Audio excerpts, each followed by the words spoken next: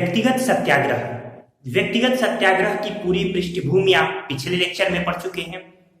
व्यक्तिगत सत्याग्रह के दौरान दिसंबर 1941 में ब्रिटेन ने, चूंकि भारतीयों का ये समर्थन में प्राप्त करना उनके लिए जरूरी था, यही कारण है कि दिसंबर 1941 में ब्रिटेन ने कांग्रेस के नेताओं को आजाद कर दिया। इसके बाद गांधी जी ने अपना व्यक्तिगत सविनय अवज्ञा आंदोलन या व्यक्तिगत सत्याग्रह इसे समाप्त करने की घोषणा की।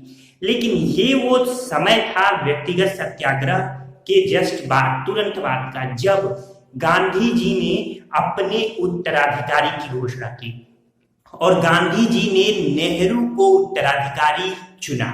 अब ये प्रश्न महत्वपूर्ण है, मुख्य परीक्षा के लिए आप लिख सकते हैं कि गांधी जी ने नेहरू को उत्तराधिकारी क्यों चुना, क्वेश्चन मार्क। तो गांधी जी ने नेहरू को उत्तराधिकारी क्यों चुना, इसके पीछे तमाम परिस्थितियां भी हैं, मैं इसके बारे में आपको बताऊंगा।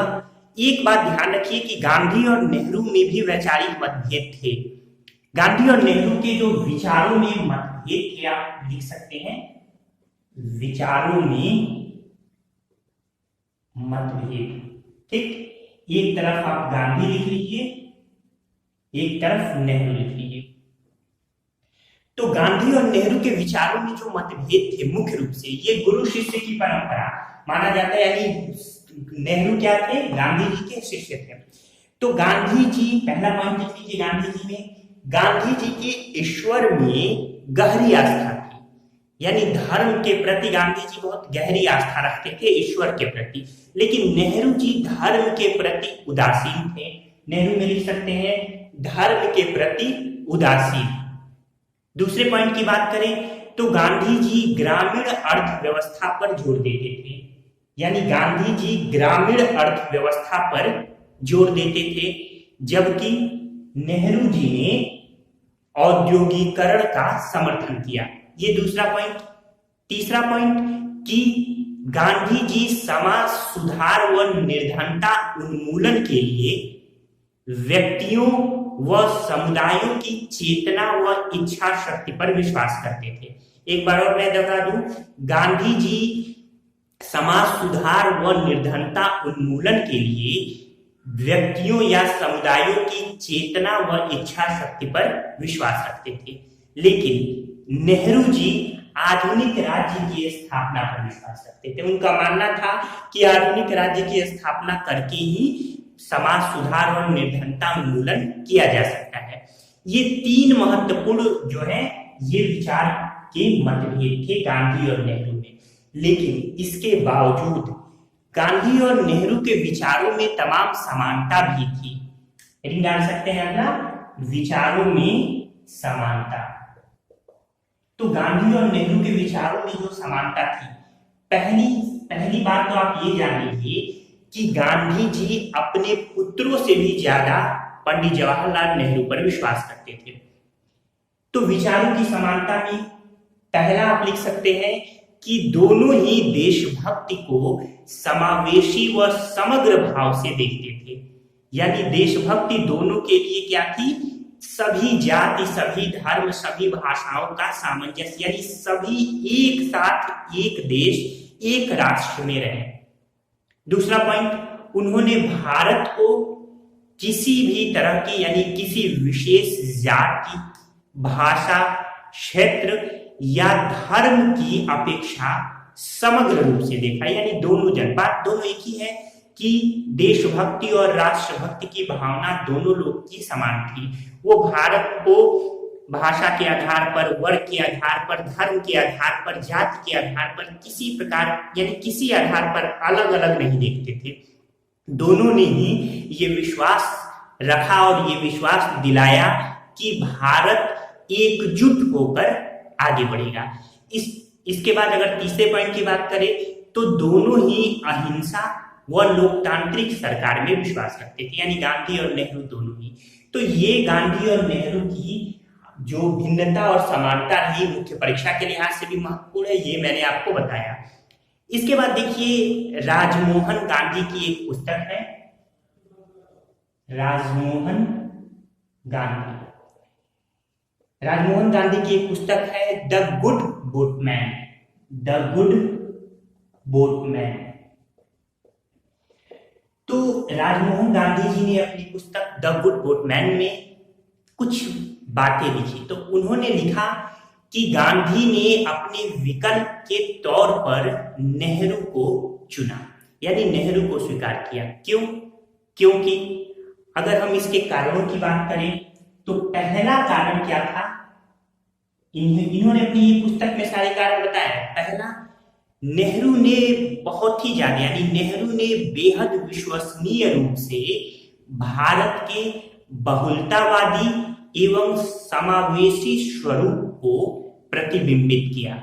इसके अलावा गांधी जी इसी पर विश्वास करते थे, यानी जिस पर गांधी जी स्वयं बल देते थे उसी पर नेहरू जी ने भी बल दिया। और वो क्या था कि भारत के बहुलतावादी और समावेशी स्वरूप, तो इस पर बल दिया। दूसरे पॉइंट की चर्चा करें तो दूसरा पॉइंट की जो अन्य विकल्प थे, अन्य विकल्प जैसे सरदार वल्लभ भाई पटेल, राजा जी यानी श्री राजगोपालाचारी, फिर मौलाना अबुल कलाम आजाद, ये भी, फिर इसके बाद कृपलानी साहब, डॉक्टर राजेंद्र प्रसाद, तो ये सभी कुछ हद तक अपने अपने वर्गीय हितों से संबद्ध थे, यानी कहीं ना कहीं ये अपने वर्ग, अपने क्षेत्र के हित के लिए प्रयासरत थे। तीसरा पॉइंट क्या रहा? तीसरा पॉइंट ये रहा कि नेहरू एक ऐसे हिंदू थे जिन पर मुसलमान भी भरोसा करते थे। क्लियर? चौथा पॉइंट कि नेहरू एक ऐसे उत्तर भारतीय थे जिनका दक्षिण भारत में भी उतना ही सम्मान था जितना उत्तर भारत में। पांचवा पॉइंट कि नेहरू एक ऐसे पुरुष थे, महिलाएं जिनकी प्रशंसा किया करती थी। तो ये 5-6 ऐसे पॉइंट गिनाए राजमोहन गांधी जी ने अपनी पुस्तक द गुड बोटमैन में, और उन्होंने कहा कि यही कारण है कि नेहरू गांधी जी की पहली पसंद हुआ करते थे। नेहरू गांधी जी की तरह ही सच्चे अर्थों में एक अखिल भारतीय नेता थे। एक सच्चे अर्थों में वास्तव में नेहरू जी एक अखिल भारतीय नेता के रूप में उभरे। क्यों? क्योंकि उन्होंने भारतवासियों को, भारतीयों को ये आशान्वित किया कि हम बेहद समृद्ध व शांतिपूर्ण समाज का निर्माण कर सकते हैं, ये हमारे हाथों में, और हमें ऐसा करना चाहिए। इस तरीके से ये नेहरू और गांधी की कुछ ऐसी बातें रही जिससे गांधी जी नेहरू के विचारों से प्रभावित हुए और उन्होंने अन्य लोगों पर नेहरू जी को तवज्जो दी, स्थान दिया, और इस प्रकार से गांधी जी ने नेहरू को अपना उत्तराधिकारी चुना। मुख्य परीक्षा के लायक ये प्रश्न था, आपके कॉन्सेप्ट के लिए भी ये प्रश्न था। तो इस तरीके से उम्मीद है कि आपने सारी बातें नोट की होगी और इसका नोट्स भी बनाया होगा। लिखते चलिए, आपको फायदा करेगा। इसके बाद से हम अपने अगले टॉपिक की तरफ बढ़ते हैं, जो है क्रिप्स मिशन। तो हेडिंग डाल लीजिए, क्रिप्स मिशन। Cripps mission. तो देखिए, अगर हम बात करें क्रिप्स मिशन की बात करें तो क्रिप्स मिशन, मैं बता चुका हूं कि क्रिप्स मिशन भारत में लाने का उद्देश्य क्या था। चूंकि ब्रिटेन दक्षिण पूर्वी जो क्षेत्र थे वहां ब्रिटेन लगातार हार का सामना कर रही थी। जापान दक्षिण पूर्वी भारत तक आ गया था, म्यांमार तक पहुंच चुका था। इसके बाद से अन्य जो देश थे मित्र राष्ट्रों में चीन था, इसके अलावा अमेरिका था, रूस था, इन सभी के अलावा ऑस्ट्रेलिया का भी दबाव था ब्रिटेन के ऊपर कि वो भारतीयों को, यानी समर्थन के साथ युद्ध में शामिल करे, भारतीयों की भागीदारी हो। तो युद्ध जीतना मित्र राष्ट्रों की प्रायिकता थी। मैं इसके पहले के लेक्चर्स में मित्र राष्ट्र वगैरह अन्य बता चुका हूँ, डिस्क्रिप्शन बॉक्स में आपको उसका लिंक भी मिलेगा। तो इस समय अब ब्रिटेन में कंजर्वेटिव पार्टी की सरकार थी और विंस्टन चर्चिल जो है वो प्रधानमंत्री बन चुके थे। तो विंस्टन चर्चिल ने इन दबावों के बीच में सुधार प्रक्रिया के लिए एक नए संविधान के निर्माण के उद्देश्य के लिए भारत में 11 मार्च 1942 को, यानी 11 मार्च 1942 को क्रिप्स मिशन की घोषणा की। क्लियर? जिसके अध्यक्ष स्टेफर्ड क्रिप्स साहब बनाए गए। तो क्रिप्स मिशन की घोषणा ब्रिटिश प्रधानमंत्री चर्चिल ने की थी 11 मार्च 1942 को। 23 मार्च को 1942 को यह मिशन भारत पहुंचा और इसके बाद 30 मार्च 1942 को इस मिशन ने अपने प्रस्ताव पेश किए, यानी क्रिप्स प्रस्ताव प्रस्तुत किया। तो इस तरीके से क्रिप्स मिशन से संबंधित कुछ बातें रही, कुछ बातें मैंने आपको बताया। अब देखिए इसके प्रमुख बिंदु क्या थे या क्रिप्स मिशन की प्रमुख शर्तें क्या थी। तो प्रमुख बिंदु पर अगर हम चर्चा करें या प्रमुख शर्तें क्रिप्स मिशन की,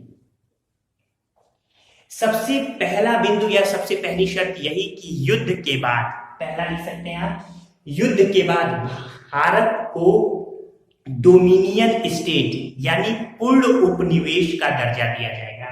ध्यान रखिए, पूर्ण उपनिवेश यानी डोमिनियन स्टेट। पूर्ण उपनिवेश कहने का मतलब ये है कि अभी भी भारत जो है वो अंग्रेजों के अधीन ही रहेगा, लेकिन वो अपने आंतरिक मामलों में पूर्णतः स्वतंत्र होगा। समझ गए?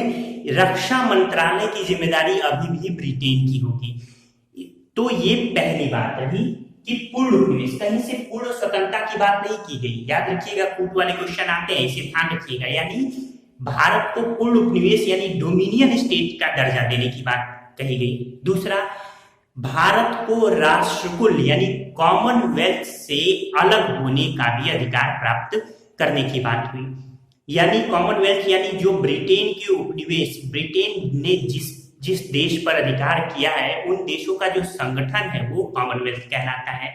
वर्तमान में भी कॉमनवेल्थ सक्रिय है। जिन जिन देशों पर ब्रिटेन ने अधिकार किया हुआ था वो सभी कॉमनवेल्थ का हिस्सा है। हालांकि ये छूट है कि कोई देश चाहे तो वो कॉमनवेल्थ यानी राष्ट्रकूट से राष्ट्रकुल से अलग हो सकता है। तो इस तरीके से राष्ट्रकुल से यानी ये कॉमनवेल्थ से अलग होने का भी अधिकार, इसमें अधिकार की बात कही गई। तीसरी बात कहें तो युद्ध के बाद, तीसरा पॉइंट, युद्ध के बाद एक संविधान निर्मात्री परिषद के गठन का प्रावधान किया गया कि युद्ध के बाद एक संविधान निर्मात्री परिषद बनेगी। ये जो संविधान निर्मात्री परिषद बनेगी इसमें देशी राज्यों यानी जो वहां पे देशी राज्य थे, यूं कहिए कि जो देशी प्रांत थे, रजवाड़े थे, उनको भी भारतीय यानी ब्रिटिश भारत के शासक उनको भी शामिल करने की बात की गई। ये संविधान निर्मात्री सभा एक संविधान का गठन करेगी। तो पहली बार आंशिक रूप से संविधान के गठन की चर्चा या संविधान सभा के गठन की चर्चा पहली बार आंशिक रूप से क्रिप्स मिशन में ही दिखाई देती है। तीसरी बात करें तो तीसरी बात की गई कि ये ब्रिटिश भारत का कोई भी प्रांत नए संविधान को स्वीकार अगर नहीं करना चाहे तो वो न करे, उसे वर्तमान संवैधानिक स्थिति बनाए रखने का अधिकार होगा। इसके अलावा वह अपना संविधान खुद निर्माण कर सकता है। देख रहे हैं, ये सब भारत को बांटने की एक साजिश यहीं से रची जा रही है। यानी देश वही रहेगा लेकिन अब प्रांतों का अपना अपना संविधान रहेगा। इस पर भी आपत्ति हुई थी सभी पार्टियों को, ये हम आगे देखेंगे। इसके पश्चात अगली बात कही गई कि युद्ध पश्चात एक कार्यकारी समिति का या परिषद का गठन किया जाएगा। कार्यकारी परिषद में हर एक वर्ग के एक एक प्रतिनिधि शामिल होंगे। इसके अलावा इसमें यह कहा गया कि रक्षा मंत्रालय अभी भी ब्रिटिश भारत के सरकार के पास ही रहेगा। इस तरीके से ये कुछ प्रमुख बिंदु थे क्रिप्स मिशन के। यह एक महत्वपूर्ण इंपॉर्टेंट पॉइंट आपको मैं बता दूं कि क्रिप्स मिशन के साथ भारत के आधिकारिक वार्ताकार कौन थे, यानी किसने बात की थी भारत की। तो क्रिप्स मिशन के साथ भारत के आधिकारिक वार्ताकार मौलाना अबुल कलाम आजाद और पंडित जवाहरलाल नेहरू के, ये ध्यान रखिएगा। क्लियर? तो ये सारी बातें रही क्रिप्स मिशन की। क्रिप्स मिशन असफल हुआ। क्यों असफल हुआ? हेडिंग डाल सकते हैं, क्रिप्स मिशन की असफलता के कारण। तो क्रिप्स मिशन को किसी भी पार्टी ने स्वीकार नहीं किया। सब अपने अपने आधार के आधार पर सबने क्रिप्स मिशन को खारिज किया। अंततः 11 अप्रैल 1942 को ये क्रिप्स प्रस्ताव जो है वापस ले लिया गया। तो असफलता के क्या कारण थे? सबसे पहला कारण तो यही था कि भारतीय कांग्रेस और अन्य पूर्ण स्वराज चाहते थे, लेकिन पूर्ण स्वराज की व्यवस्था कहीं नहीं थी। सबसे पहला कारण यही। दूसरा कारण कि जो संविधान निर्मात्री सभा और कार्यकारिणी जो परिषद का गठन होगा, उसमें देशी रियासतों के जो प्रतिनिधि शामिल होंगे, उनके निर्वाचन के स्थान पर मनोनयन की व्यवस्था की गई। यानी उनका निर्वाचन नहीं होगा, बल्कि वो मनोनीत किए जाएंगे। तो दूसरा कारण ये रहा, देशी रियासतों ने इसे खारिज किया। पूर्ण स्वतंत्रता की मांग को लेकर कांग्रेस ने खारिज कर दिया। तीसरा, प्रांतों को जो पृथक संविधान बनाने की व्यवस्था दी गई थी, इसको लेकर भी मुस्लिम लीग, कांग्रेस और अन्य पार्टियों ने क्रिप्स मिशन को खारिज किया। इसके बाद से चौथा पॉइंट है कि अभी भी गवर्नर जनरल की सर्वोच्चता पूर्ववत थी। अगला पॉइंट, पांचवा, मुस्लिम लीग ने इसे तमाम कारणों से अस्वीकार किया, जिसमें सबसे प्रमुख कारण रहा कि पृथक पाकिस्तान का कोई जिक्र नहीं हुआ था। इस तरीके से क्रिप्स मिशन अपने उद्देश्यों में पूरी तरीके से असफल रहा।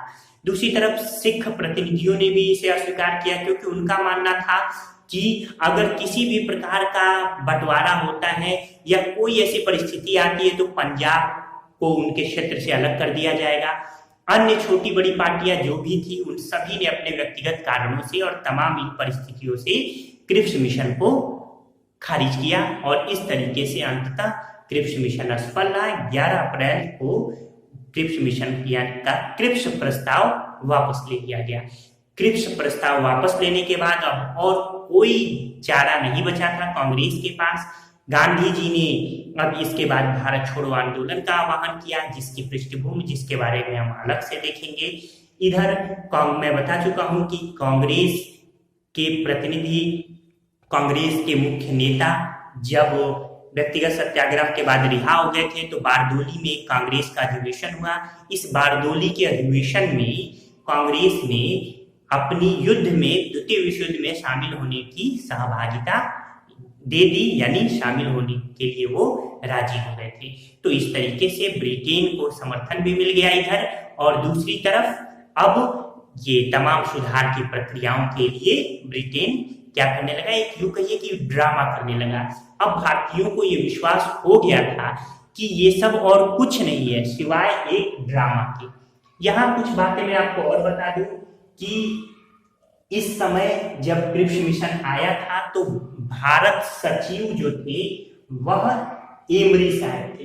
ये एमरी जो थे वो भारत सचिव थे, विदेश मंत्री भी थे ब्रिटेन के। क्रिप्स मिशन को लेकर गांधी जी ने क्रिप्स मिशन की आलोचना करते हुए उसे उत्तर तिथीय चेक भी कहा है। लिख सकते हैं आप कि गांधी जी ने क्रिप्स प्रस्ताव को उत्तर तिथीय चेक, यानी पोस्ट डेटेड